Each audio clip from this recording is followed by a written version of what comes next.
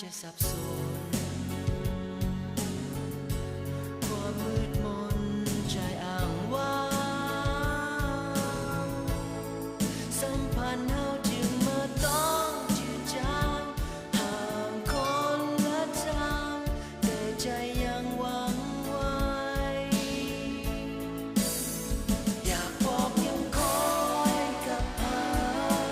ที่คงหวนมาแต่การเวลา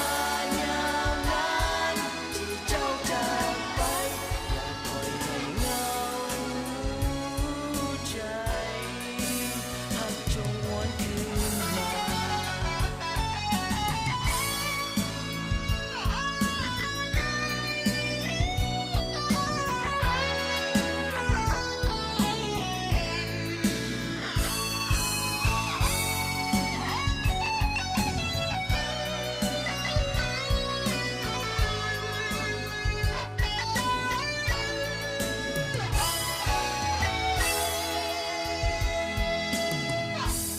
หากได้ยิน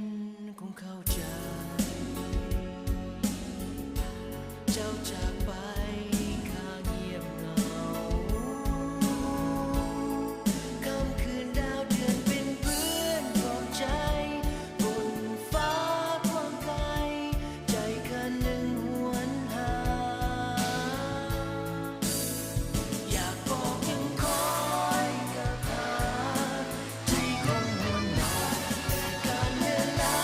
ยาวนานที่เจ้าจากไปเหงาใจหากจงหวนคืนมา